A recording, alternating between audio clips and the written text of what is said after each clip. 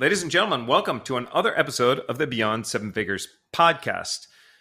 There's one topic that we don't talk enough about, and that is the numbers. Numbers are incredibly important because they allow you to make better decisions. And we're all at where we are right now because of the quality of the decisions that we've made. Without clean numbers, you could inadvertently be taking your business down the wrong path. Now, here's a classic example. I was talking with a client. They have a multi-seven-figure agency. And with multi-seven-figure agency, we're looking at all the different service lines. And one of their service lines was website design. But they often packaged it with digital media and SEO and all that other stuff. So we said, okay, how much money are you actually making on your website design? Well, I don't know. What does that mean you don't know? I don't know. We just sort of like bundle everything together and so forth. So one of the exercises, he pulled back how many hours it actually took to design the website, what they charged for it and whatnot. And for the last decade, come to find out, anytime he sold a website, he was losing money. He was, in essence, paying somebody to build a website because he didn't know his numbers. Now, you might think that's a one-off type of situation, but we've continued to see these things over and over and over again simply by having guesswork in the business.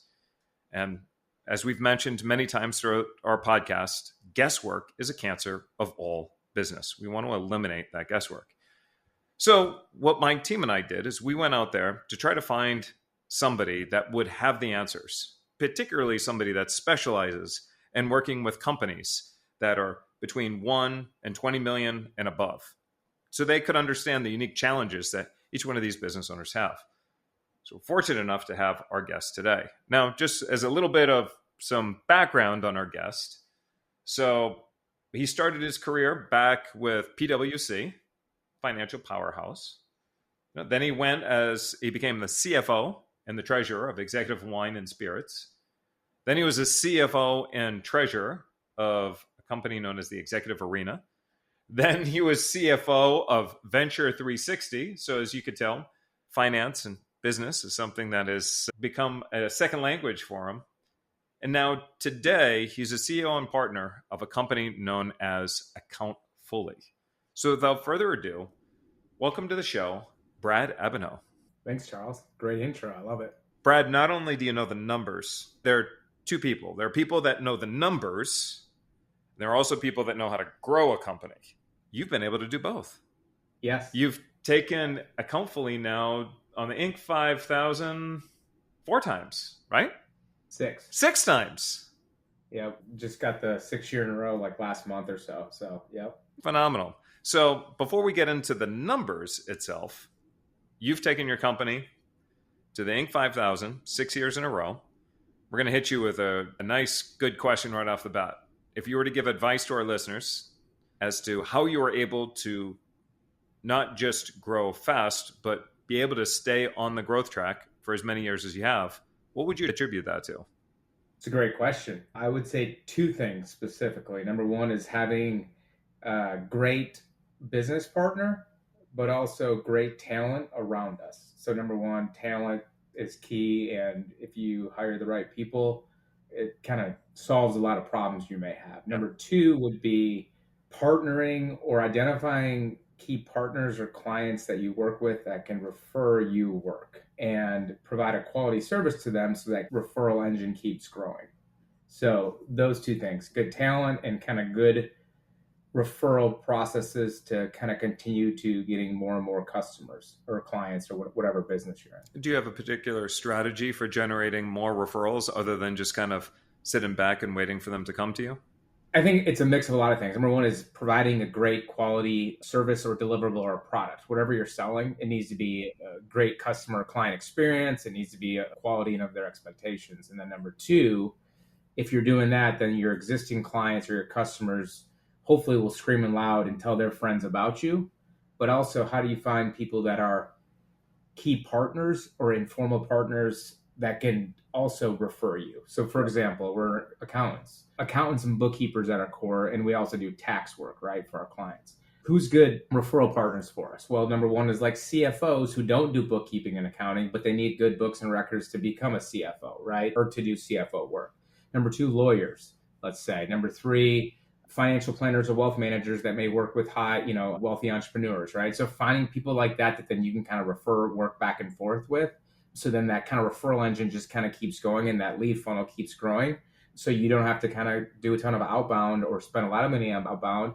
And then as long as you're taking care of your existing customers, new customers are coming on the board, that's how you kind of keep growing for 6 years in a row, or that's how we've been able to do it. It's one of the best sources of generating momentum are partners, because when you think about it, it takes almost as much time to sell a partner as it does to sell a whale for a client, like a really high value client. Except the difference is, even a real high value client, they could stay with you for years, but it's one client. Versus you align yourself with a partner, you make one sale, and you can have a continual flow of clients and customers come knocking on your door every week, every month, depending on the size of the partner. You have multiple partners, and now it becomes far more predictable. And partners are great because it establishes a little bit of a moat around your business. If I have a partnership with you and I refer business to you, then what happens is any other competitors that potentially might enter this sphere automatically kind of get shut down. And that means that the clients that end up going to you, like those people within my demographic, are a little more protected from that moat as opposed to the outside influence. It's like I'm lending my credibility by endorsing you. I lend my credibility, assuming they trust me, to say, hey, these guys over at Accountfully are rock stars and they're really great, and we can put our reputation behind them. And then boom, just shortens the sales cycle and makes things a little bit easier. 100%. Find connectors, or one partner that can connect you to 500 people is better than the one-to-one relationship that you're talking about. And then additionally, once you create that relationship with those folks, once they refer them to Accountfully, let's say, for example, they're qualified leads. They know about us. We have that trustworthiness built in just because their friend refers us. So it's been great. So that's a big part of it in terms of how we've grown. So let's talk about the numbers. Most small business owners will turn around and they'll get a program like QuickBooks, and they'll manage their finances themselves on QuickBooks. They'll cut bills, they'll enter deposits and so forth, and it all happens there. And so as most small business owners, they want to, they're careful of what they spend and whatnot. But sometimes where they think they're saving, the opportunity cost of not having the right advice actually costs more than the money they're saving. So what's the problem with a small business owner trying to manage all of their finances on QuickBooks alone? There's not a problem with it until you get a certain point, right? Like there comes a time and point where the opportunity cost gets over that spectrum. First off, if you're going to do it yourself, you do need to understand and be proficient in the system, in accounting mindsets, in debits and credits, and understanding financials. So if you're business savvy, let's say, and have an understanding of how the systems work, it's pretty automated in today's world versus it was 10 or 20 years ago, right? So you can do a lot of it much more automatically with AI, with rules set up in all these platforms and everything like that. There does come a point, though, where the juice isn't worth the squeeze in terms of where you need to outsource or hire somebody to do that work, right? Like I would say when it gets to a point where you're not even reviewing any numbers or doing anything, you're just doing your books just to keep your books and records for tax purposes or whatever, but you're not having somebody look at the information to help you understand where your business is and to help you make decisions with your business. So for example, during your intro, which was awesome on an agency perspective, right? Or like a perspective where we're talking about building websites or doing a professional service, basically. When we were, let's say 5 people, now we're almost 70, we didn't track time on any of our projects. And what we were doing was basically just weekly bookkeeping, monthly financial reporting. So basically we're doing the same weekly and monthly task every month, right? So it's a recurring revenue, right? We're like, when we were starting, we're like, oh, great. My wife and I own the company. We're building it. We're like $500 a month, $600 a month, $700 a month, whatever it was, right? It was very cheap in terms of what we're doing now. We're like, this is great. Money's coming in. Everything's good. We're making money. Everything is awesome. And then one day we were like, well, let's go ahead and track time just to see how much time we're spending. Like this account specifically, probably 10 hours a month or whatever. We started tracking time. Next, like the amount of time and energy we were spending each month was like 20 to 25 hours a month on a client that we were making $499, right? Yep. So basically, when you get to that point and you're like, you're getting that level of data where we were already accountants or bookkeepers or left brain people. We're like, let's try to get this data to see what it means, to see if we're profitable or not. Until you start getting to that, or if you don't have somebody that starts urges you in the direction of, is this project profitable? Is this customer profitable? Does this make sense? Is hiring this employee make sense from a dollars and cents wise? That's when you really should outsource it or find somebody with some expertise to help coach you in that realm. Sure, totally get it. So what would you say as a CEO of the business? What are some of the numbers that I should look at to determine whether or not my business is financially healthy? Yeah, I would say number one, like the numbers that you look at, like let's say, for example, you work in the corporate world or you're looking at public companies or you're doing a college program, a class where they go ahead and say, all right, look at these numbers, current ratio, blah, blah, blah, like numbers that like big public companies do or look at it when you're looking at the S&P or whatever, Dow Jones or public reports. Don't worry about that. That's not your business. You're a small business. Like you need to focus on some basic and easy things that help you understand where it is. Number one is cash. How much money do you have in the bank? Is it growing? Is it not growing? Right? Understanding and focusing on cash. Number two is not even a metric. Like, are you invoicing your customers on time and are they paying you? Right? So what is your open accounts receivable, open customer invoices? That's just a report you should be looking at. People need to be paying you for the service. You need to invoice people for your service. So that's kind of two main things just to kind of keep coming in the door. I think from a profit and loss or profitability standpoint, looking at your P&L on an accrual basis. What accrual basis basically means is you're booking revenues and expenses when they're actually earned and or incurred versus when they're paid. So a quick example, let's say that you work and you earn $30,000 a month for 3 months, 30,000, 30,000, 30,000, total of 90,000. That means each month on an accrual basis, you have $30,000 of revenue, 30,000, 30,000, no matter when you get paid. When you do it that way and you do the payables or the labor and the expenses similar, then you can see month over month what's your profitability versus, let's say that you got paid once in month 3 for $90,000. That means month 1, 0 revenue, month 2, 0 revenue, month 3, 90K in revenue. What happens with that is you have swings and you can't even get a grasp of what your business does on a month over month basis, right? So you need to understand and look at it in that spectrum on an accrual basis. Lastly, this goes back to what you were saying, what I was saying about looking at numbers and segmentation or looking at precision, right? Like what runs your company or what really is the driver of your company? If you're an agency that you're performing or working as a service-based company with specific clients, we need to get down to the specific services you're providing. Are they profitable? The specific customers that you're serving, are they profitable, right? So we need to get down to actually what's driving the revenue of your business, P&L by customer, time spent by customer or job. Am I making enough money on that, right? So you need to get down to that segmentation, that precision to understand your business, because some agencies or some professional services, let's say $1 million in revenue, look at the P&L and it looks great. I'm profitable, I'm profitable, I'm profitable. Awesome. You have 10 clients or 10 jobs that are consistent. What if one of those jobs takes 80% of your revenue, but you're losing your ass on it, right? But you don't see it when you're looking at the P&L because it's doing this and you see profitability. Guess what? It goes away. You're screwed.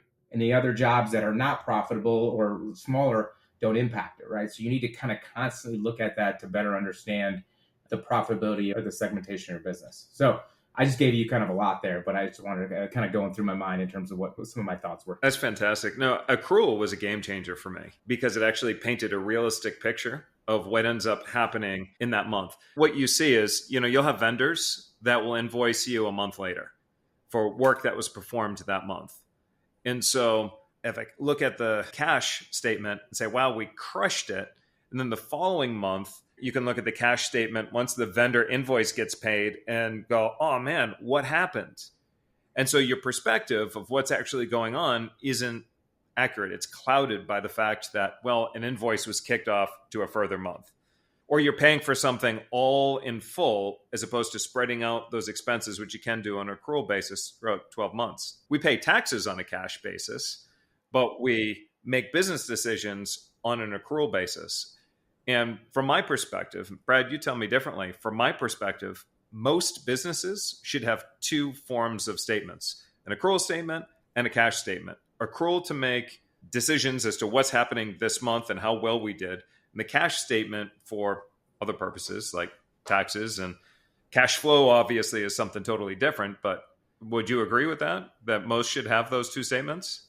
Yep. At an accrual standpoint, for the clients that we serve, when they come work with us in an outsourced accounting relationship, we basically kind of require them to move to modified accrual reporting, which kind of isn't full gap from a generally accepted accounting principles, which we do a full gap with a lot of our clients, but gap's really expensive. A lot of clients don't need the full aspect, but they need the modified accrual, which what we're talking about, matching up revenues and expenses as best as possible. We push them in that perspective. And they sometimes I get asked why, and I'm like, well, we're here to help you understand, grow your business. You became an entrepreneur not to save taxes. You became an entrepreneur to grow a business, make money, have freedom of time, freedom of power, freedom of whatever you want to do, but make more money, right? If that's what it is. While you're doing that, let's try to save on taxes, absolutely, but you just don't go into business to do that. So we want to understand that and see that on an accrual basis. Then majority of our clients, as well as even Accountfully, to your point, you're paying taxes on a cash basis, but understanding the two really makes sense as well, of because on an accrual basis, it helps you understand the profitability of your business month over month, compare January of 2024 to January 2023. So you can kind of see all that aspect there. And then separately, understanding how they impact cash is a big aspect of it, right? So if you're managing your business on an accrual basis, but then your customers are never paying you on time or even ever paying you, you're going to be screwed. So like you have to focus on that as well to make sure the money comes in the door as well. Sure. We just started working with a client, and one of the biggest issues that they're facing right now is cash flow. And it didn't have to be an issue. They're making sales, they're fulfilling their contracts, everything's great. They're working with enterprise. And enterprise likes to push out their payment terms 60 days, 90 days, sometimes 120 days, and so forth. And so it's not unusual for an agency to get this big contract and get super excited, put a whole bunch of resources behind it in order to fulfill it, knowing that at 90, 120, whatever days, they're going to have a windfall profit.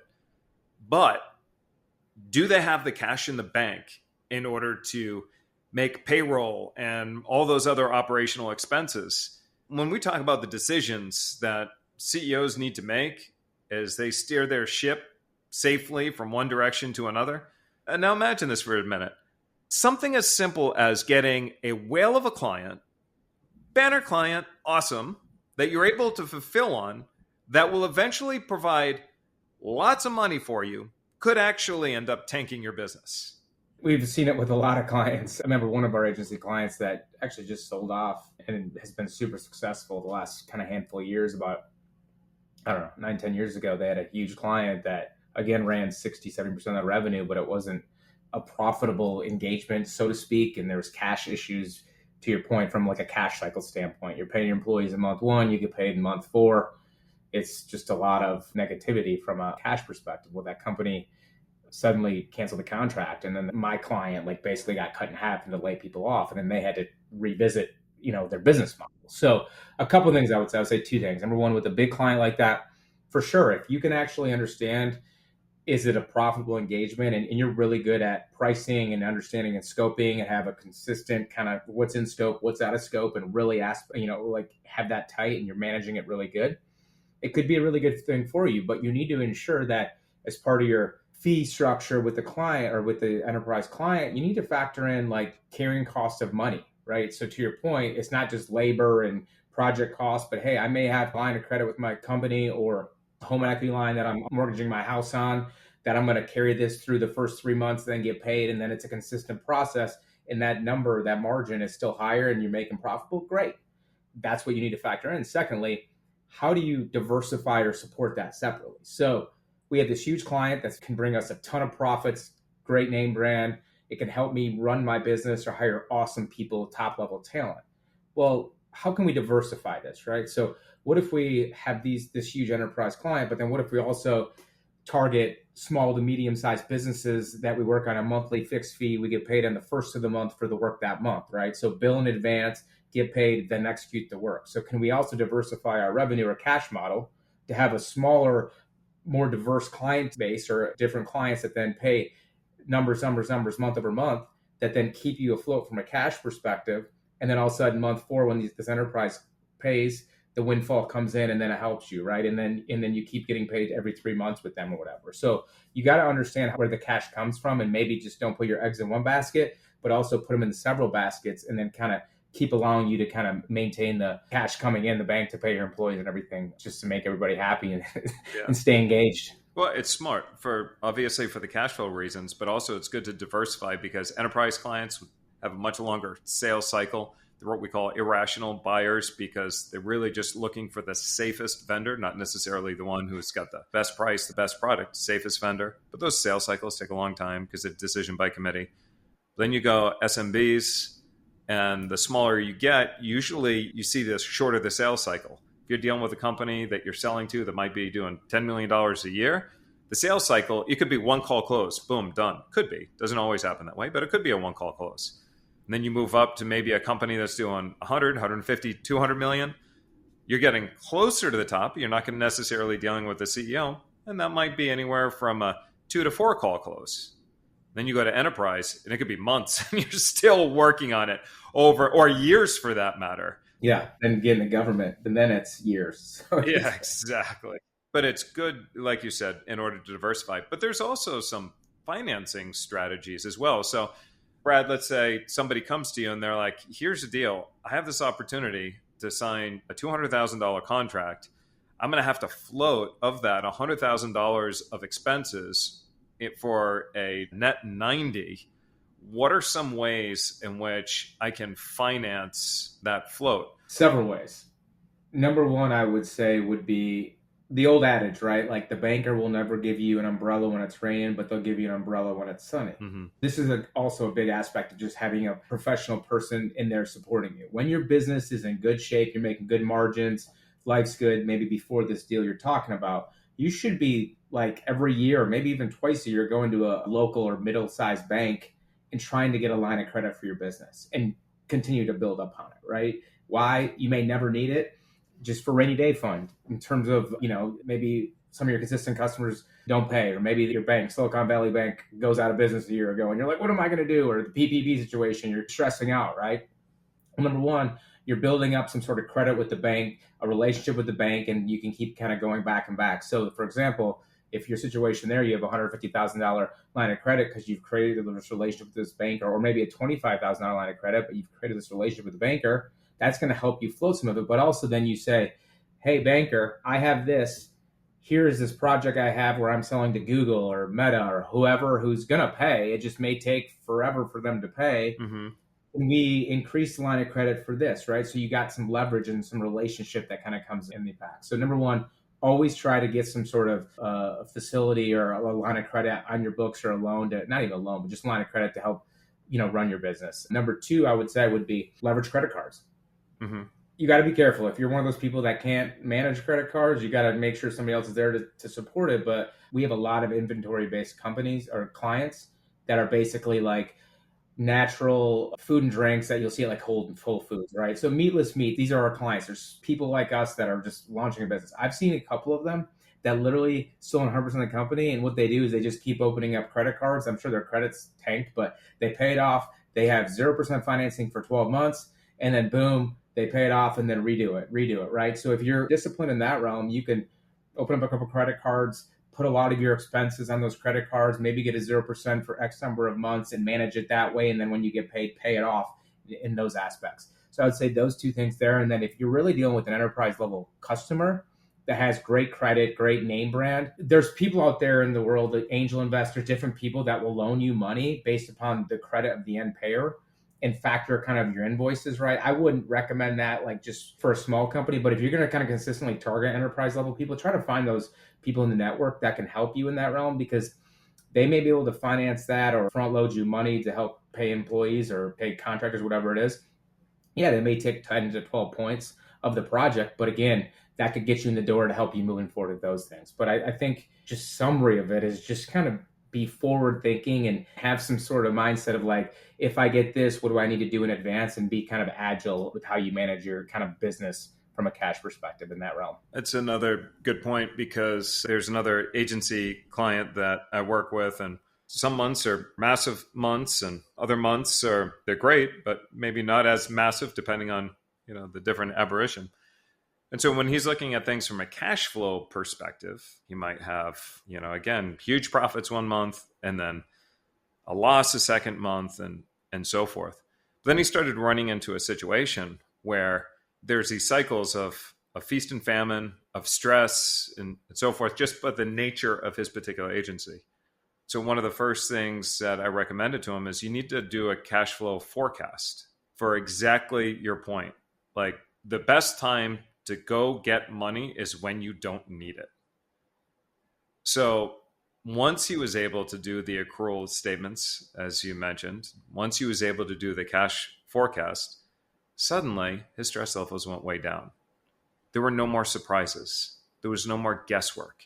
Actually realized his company was extremely healthy and doing well. It was just the payment terms from his clients and all that other jazz really kind of hit him hard.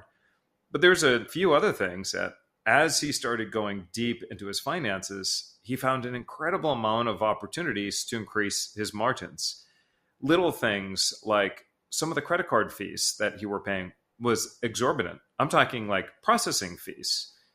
And it wasn't until their tax expert or their accounting expert was able to say, compared to industry standard, you're paying way too much than you otherwise should. We have some recommended vendors in order to bring that down. And that's where a tax professional or accounting professional, CFO type like yourself can come in and instantly ROI. So you're not actually an expense at all to the business. In fact, what you're doing is you're putting more money into their bottom line. So they're not paying just for somebody to run numbers, actually paying for somebody to find more money to the bottom line. 100%. So if you guess your average client, what would you say the impact that you make typically to the bottom line from before somebody's working with you to say 12 months after they start working with you? I think it depends on the situation because some people come to us and they're, again, a lot of our clients, let's say, are inventory-based companies that are trying to raise money or get loans, right? So some of them literally have zero financials that are clean, no accrual-based number. They don't understand their margins. Nobody's going to loan to them. Nobody's going to invest in them. So if we get accrual-based financials, we get several months over months, they get an aspect and understanding of their business, then they can go out and try to raise money. That's like unlimited ROI because you never had that, right? So now you can actually go maybe get some money or get a loan that can help you take your business to the next level, right? So I would just say number one is that. Number two is more so in, we try to segment profitability or your P&L by sales channel, by project, by customer. So if you're not doing that, that's where a lot of the expenses are lost. So two things, right? Like a service-based company, like these agencies we're talking about. What is your highest expense by far? Labor, right? So if you're not properly using labor and getting a return on that labor, you're not going to be as profitable as you should be. And then a product-based company is similar, right? Inventory is your biggest spend. You need to be able to turn that inventory as quick as possible at a margin or at a profit that's bigger than possible, right? So if we get in and we are able to segment by those sales channels or by those projects, that allows you to make better decisions for your business of, do I need to really hire anybody else, or do we have capacity that we can take on this job with our current headcount? Well, if you can take on 4 more jobs with your current headcount because you're not properly utilizing your headcount or didn't have any idea of what to do, then that's a huge opportunity. So when we get into the business and are able to really help at that level, that's where there's, again, a ton of ROI there. I mean, I remember one client, this is 16, 17, 18 range, pre-COVID, when agencies and, outsourced shops were cool, and it was, they're still cool. I meant by like, oh, we just don't track time. We don't manage projects. We do yoga Wednesday at 12 o'clock, blah, blah, blah, blah, blah. So then all of a sudden we came in and we said, well, if we're going to start doing this kind of project-based reporting, we need you guys to track time so we can see what's going on. It took them several months just to even enforce time tracking across their company. After a while, we understood that everybody literally was at like, even the low-end people were only like billing 50% of their time. Yeah. So by the time you're adding all this stuff up, you include profit and overhead and labor costs in that utilization, you literally need to bill out at like $300-$400 an hour in order to even just break even, right? And so once they understood that, they're like, oh, this is why the last couple of years have been a struggle for us, right? So once you're done with segmentation, you get good kind of processes and workflows, and then you consistently do it and look at the data, like you're saying, the reporting, have somebody else help you analyze it, that's when you're able to make the best decisions for your company now and in the future. Sure. I mean, when you look at agencies, and you just said it, how many times does it happen? And this is a question you'd be asking yourself. How many times does it happen where you put out a proposal for a project and you estimated 20 hours with this person, 30 hours with this person, and so forth, and then gone back to actually say, how accurate was my proposal? And how much money did we actually make on this? So that's one key component, which is critical, because it's going to be very difficult for you to scale if you don't know the minimum margin threshold that you're making consistently from one month to the next and how accurate your proposals are. The other thing, which is a huge issue that I see all the time, is that many employees, especially those that aren't managed correctly, they believe that the definition of success is being busy. There's a big difference between being efficient and being busy. So it's just being busy. And you'll hear when you talk to them, they'll often say, oh, I'm just so busy. Oh, I am so busy, and so forth. So this tends to make margins a little tighter on the projects, number one. But number two, in being busy and falling into this habit of being busy as opposed to efficient, you're also going to hear them say, I need you to hire more people. I need more support. I got to hire more people. And you overhire. Instead of tracking things like utilization, what is the utilization rate of your current team right now? And particularly if you're doing forecasting, if we grow by this much, then what is the utilization going to look like of our team so that we know, well, man, if we continue to grow in this trajectory, we're going to need to bring in another team member 60 days from now. That's great when you know 60 days from now, you're going to bring in a team member. If it takes you 45 days to hire, you're going to want to start dusting off your company LinkedIn profile and start writing that up in the next 15 days. But all these decisions, this way there's no surprises. As a CEO, we don't want to have surprises that can sink our ship really quick. But being able to know what's ahead of us and forecast and prepare ahead of time puts us in a much better situation. I want to address one more thing before we wrap up, though, because we've talked a lot about service-based businesses. But now we've got a number of clients that have products. One particular client that comes to mind, they bring in hundreds of thousands of dollars, probably 500,000 or so of products that they're acquiring and they're putting in their warehouse every single month. Now, the challenge with that is that they don't know necessarily when they're going to sell. So when we talk about accrual and cash, what is the best advice that you can give to somebody who is acquiring $500,000 worth of product to have in the warehouse to be ready to sell and getting a more accurate picture of the financial health?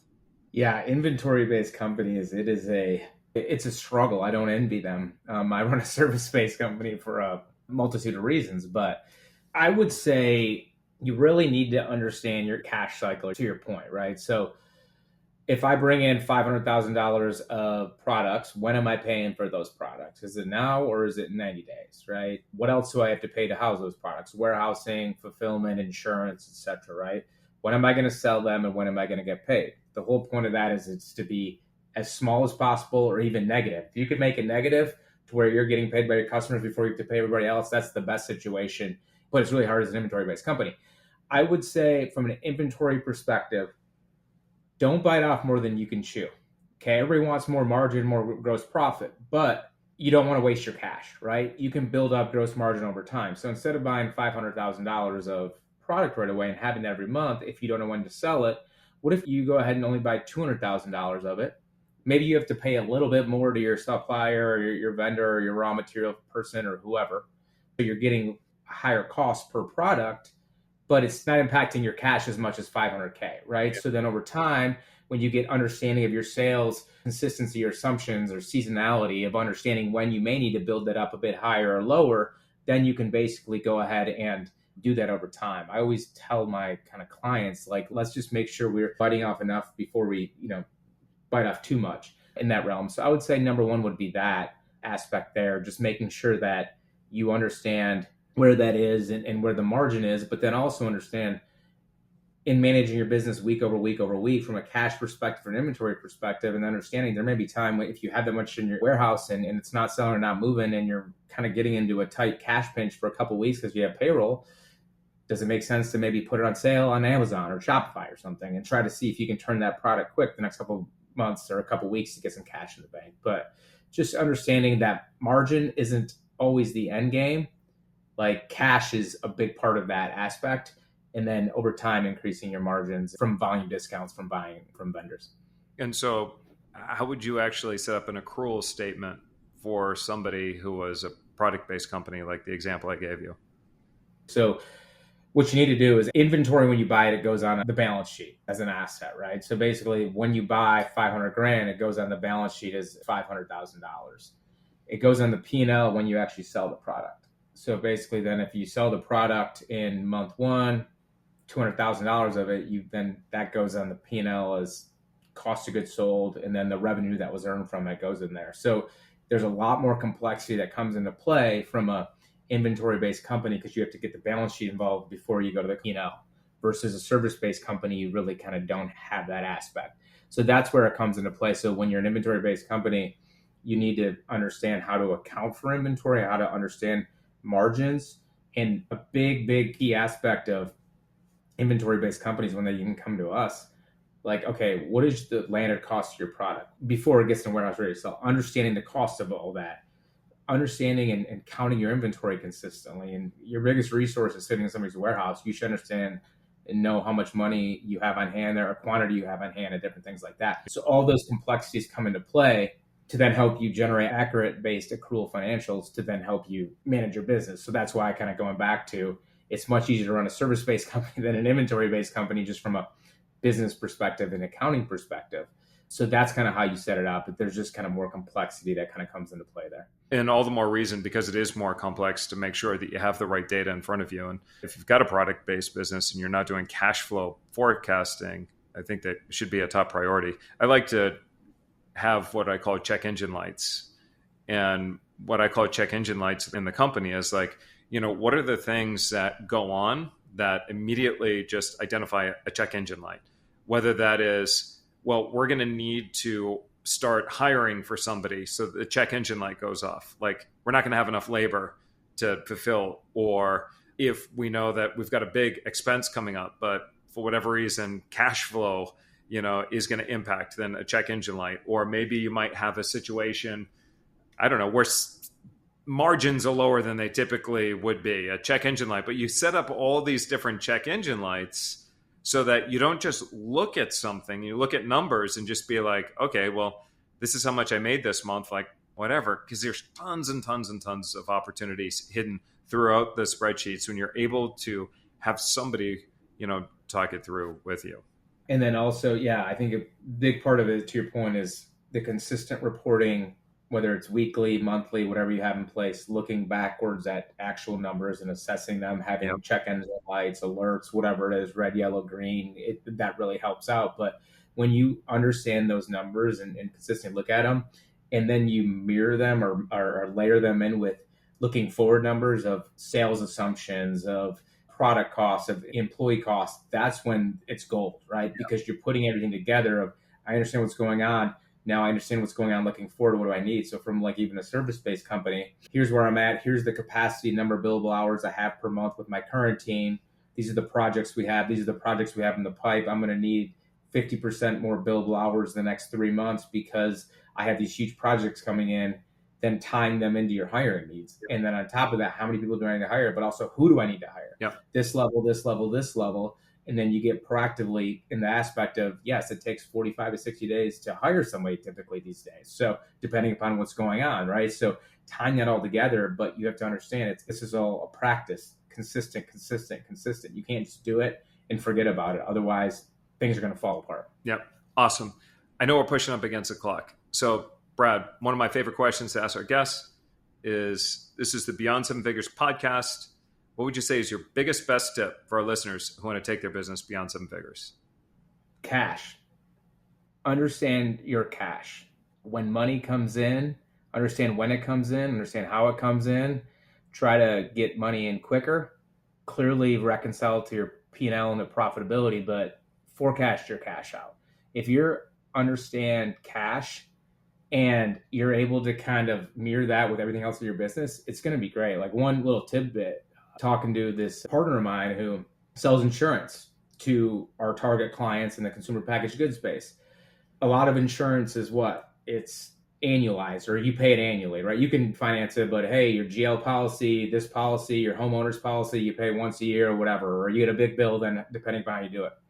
He was talking about this one customer of his was getting his insurance premium renewed in February of the year. Guess what they were? They were an ice cream kind of shop company, like on a beach island that literally made a ton of their money from when April through September. So by January, February, they were running out of cash. So because they understood cash or started to understand seasonality of cash when it is, they put a lot of their big outflows of money in the busy season to where cash was. So that's just a little kind of story there. If you understand how your business works from a cash perspective, and then you mirror it in with everything else, you're going to be able to make better decisions.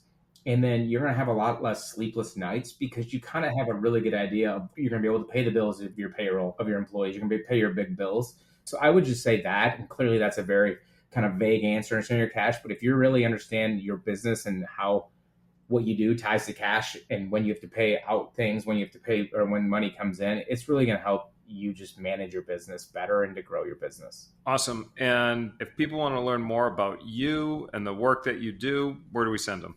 You can come to accountfully.com. That's our website. You can find a lot of great information there. We have a lot of good information on our Instagram page as well. We have a great marketing team that kind of promotes a lot of good information. Outside of that, Brad at accountfully.com if you want to reach out to me. But this was great. I love this conversation, Charles. I always enjoyed chat and shop on accounting, finance, KPIs, numbers. Sure. And a real quick elevator pitch for Accountfully. Tell us a little bit about, who you work with and what you do. Yeah, so we're a modern accounting firm. We've been around for over 12 years. Essentially, what we do is we provide a outsourced accounting and bookkeeping service to small businesses. Clients are typically 0 to 20 million in revenue, service and inventory-based companies. And then separately, we basically have layered on a tax team in-house to help our clients with their business and individual tax needs, because all this stuff is interrelated, as we know. But yeah, that's what we do. And we help clients all across the entire nation. Our team is across 20 states in the U.S. So we love working with kind of small business owners who are creative entrepreneurs, and we provide some accounting and bookkeeping and tax support to them. Amazing. Fantastic. All right. So that wraps up today's episode of the Beyond Seven Figures podcast. We covered a lot, more so emphasizing the importance of making sure that you know your numbers. Not only are you going to want to know the numbers, because it's important that you're continuing to steer your ship in safe waters, but it's also really important that you understand, to still piggyback off the metaphor, whether or not you get a hurricane coming, like what frequently happens in Florida, which we'll be waiting for to touch base in the next few days, or you have an iceberg in front of you, do you have enough fuel, so forth. So a lot of things that a business owner has to pay attention to. And that's going to ensure the long-term success of your business. Make sure that you're making smart decisions. Talked about the importance of having an accrual statement. How many of you actually have an accrual statement, and compare that to the cash flow forecasting and all that other fun stuff? So if you want to learn more about getting that stuff all taken care of, Brad Ebenhoeh's company, Accountfully, could definitely support you with that. And if you're looking for additional strategies, tips, and information to create more predictable profits in your business, check us out at predictableprofits.com. Again, that's predictableprofits.com. This is Charles Gaudet with my new friend, Brad Ebenhoeh, and I will see you in another episode.